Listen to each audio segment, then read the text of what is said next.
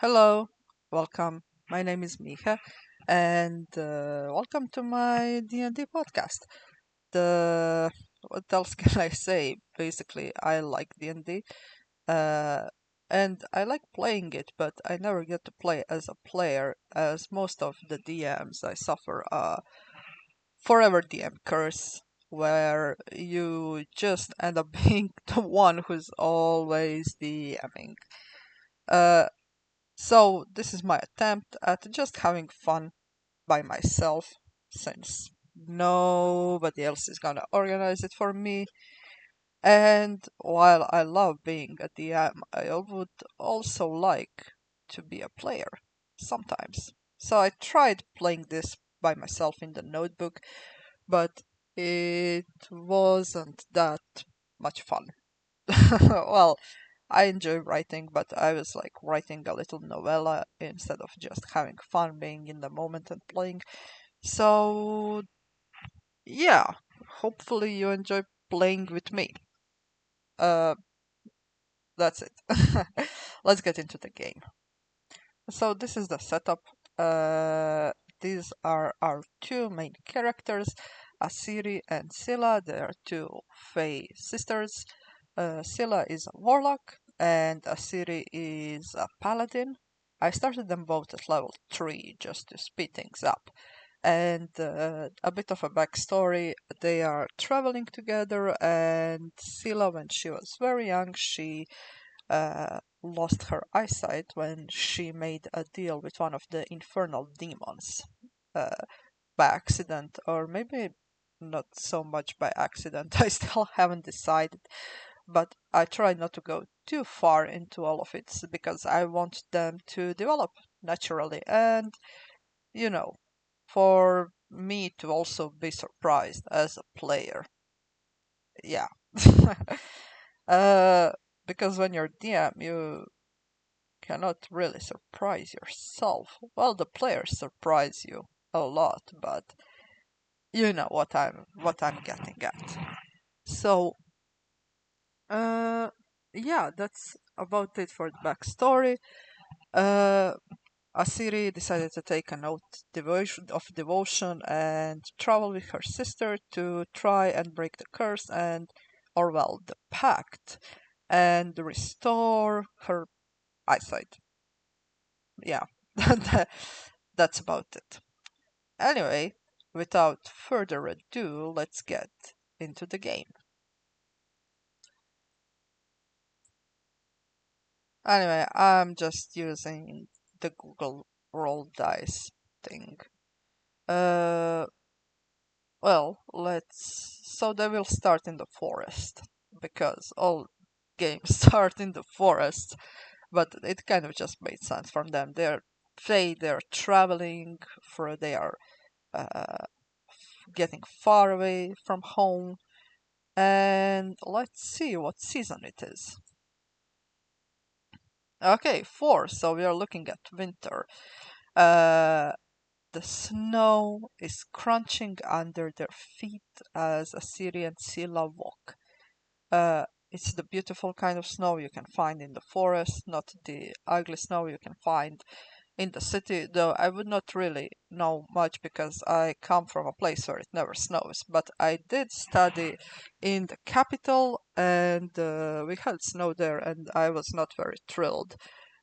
What can I say? I'm from the Mediterranean Sea, so yeah, snow is not really a thing here. Oh, also, this is a Yapper podcast, so I'm just gonna talk about things. Let's look at the time of the day. 2. Well, so it's early afternoon.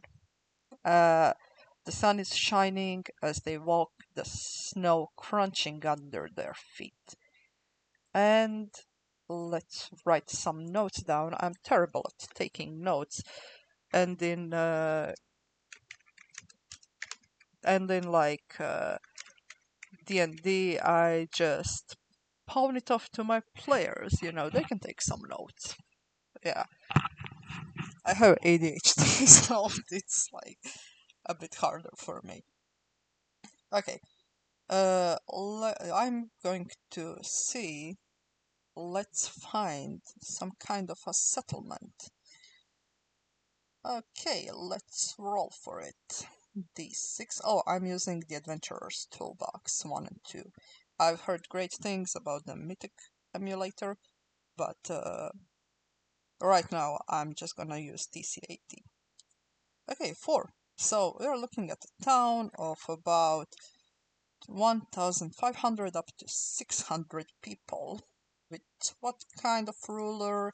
Let's roll a d20. Okay, 11. We are looking at a pragmatic leader who gets the job done. The type of law enforcement is town guard that does their job properly, if occasionally begrudgingly.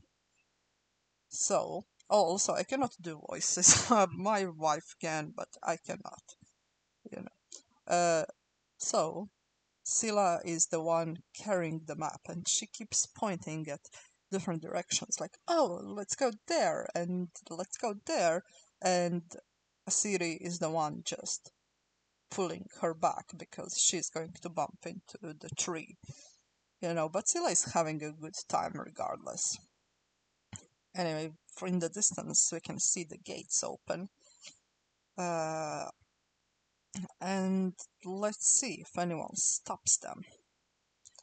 4. Nobody's stopping them. They walk right through the gate.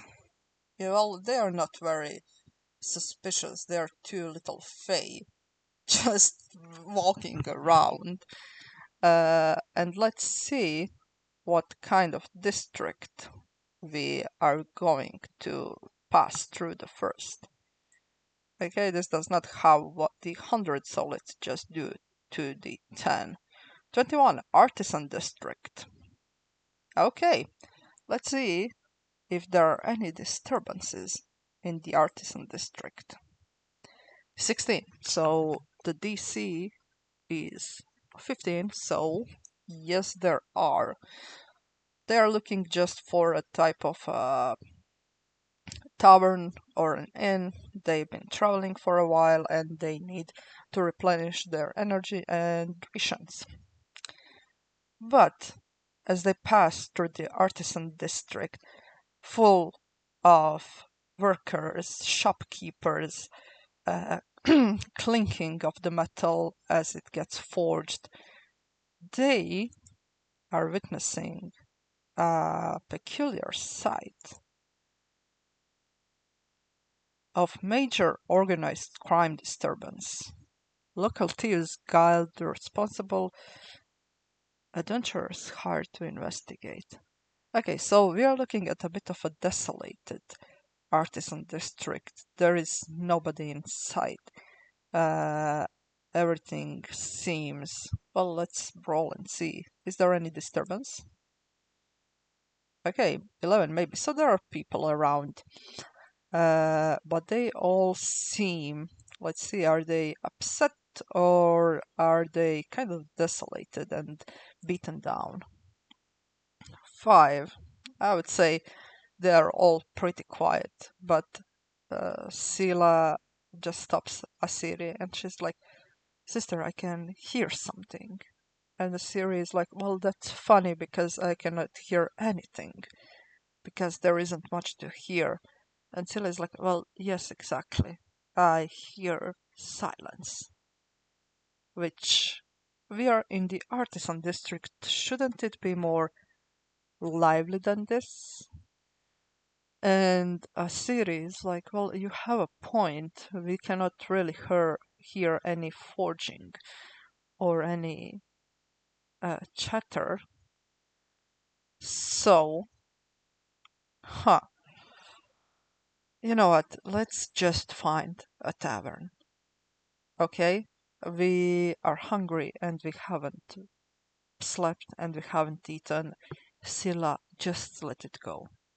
But Sila is more like she will not let it go. So she... Let's see, does she listen to her sister or no? No. Okay, she's going to do the things her own way. She approaches a random stranger on the street And let's see who we have. Page 98. NPC. Let's see. NPC generator. I'm trying to roll as much as I can and make up as little as possible. Okay, so what race are we looking at? 19, a Goliath. Okay, a very huge Goliath by profession of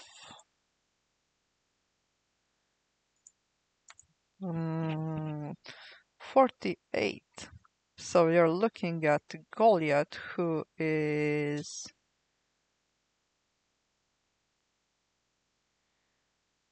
a fortune teller. Okay, interesting, interesting choice. Okay, we are looking at a girl who is very tall, very large.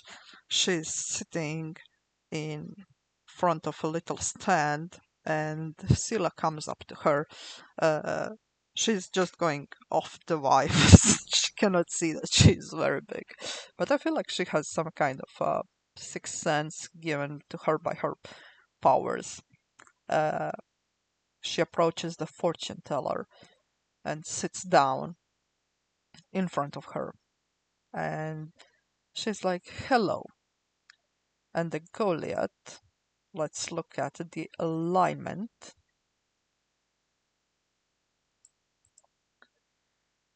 of 82 of neutral evil. Okay, we have a neutral evil fortune teller Goliath woman.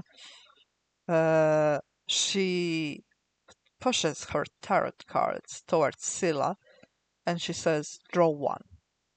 And Asiri is just looking at it. She tugs her sister. She's like, Sila, let's just go. And Sila is, no, no, no, no, no. I want to have my fortune told. And she pulls out.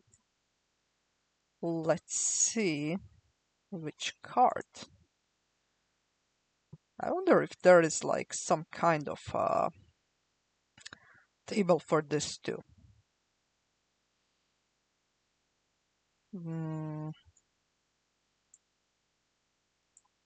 Okay, I found the table. Uh, let's roll a d100 or well do d10, 81. Let's see what the Goliath woman speaks of. Trust not the traveler's numbering God. Huh. Okay, that's peculiar and very interesting. Sila nods in understanding, and Asiri just looks her and she's like, Sila, come on, what does any of that mean? I bet that's what she says to literally anyone. You know. And the Goliath woman repeats, trust not the traveler's numbering God. But, little paladin, would you also like your fortune told? And the Asiri is like, of course not. I don't believe in all of that. And Sila is like, oh, come on, get your fortune told. You already said it does not mean anything, so why would you be worried? So Asiri is like, let's see if she budges. 11. She's like, But Sila persists. Let's throw persuasion. 16 plus 3 or 2. Plus 2, I think. Okay, 18. She's like, come on, it's your time to prove that it doesn't matter. Oh, let's write down the fortunes. Fortunes, Sila and Asiri. And let's roll for another little fortune. 14. Beware the snake's venom, not its bite. So I'm already thinking it might have something to do with that leader? Does it have anything to do with our pragmatic leader? 11, maybe. Okay, maybe has to do something with the leader. With the leader.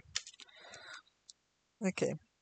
The Goliath woman, she just looks at them, and Scylla gets up and is like, well, things are very quiet here. And let's see, could you tell us anything more? The Goliath woman. Okay, Scylla got like 19 plus her plus 3 charisma. The Goliath woman is like, well, yes, you see, crime lord. Yes, a crime lord. We are looking at organized crime disturbances.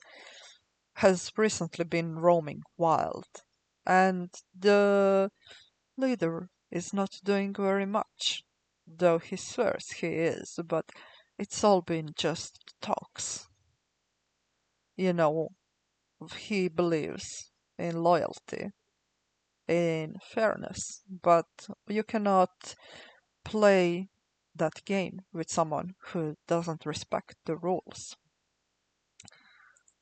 And let's find out more about our organized crime leader. 90 page 98. I'm still kind of like learning how to do this at all. So forgive me for anything, any like nervousness or setbacks. Okay, 4, a half elf crime leader. And Scylla is like, well, can you tell us at least his name? And does the woman know? 9. Well, his name is a secret. They only call him N. Crime Lord N. Half elf. Nobody has ever seen him, but we do see his hand that sows riot and discord. But she's also kind of neutral evil, so she's fine with it. I think she's just pissed off because she isn't getting enough, you know. And Scylla is like, well, still, isn't the government doing anything about it? And the Goliath woman shrugs. And she's like, well, they try. Or do they? Is anyone... Let's see. Does this city, is this town related in any way to the actual government of the kingdom? 3. Okay, they're backwater village. Nobody gives a fuck about them. Okay. No, the government does not care. They're just letting it all happen. And Scylla is like, well, it's still none of her business. She's kind of like a girl who wouldn't care that much. Asiri is like, let's just go. But Scylla is like, no, I want to meet this half elf. Can you set up a meeting with him for us? And the Goliath woman is like, well, I already said I don't know him that well. Is she lying? 4, she's not lying. She's like, well, I don't know him. But does she know anyone who might know him? 5, she doesn't even know anyone who might know him. Okay, that's a dead end. Oh, maybe.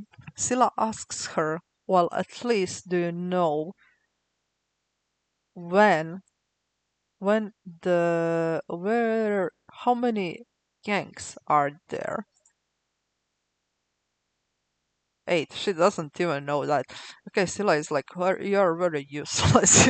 Like, you're not giving us much information to work off here.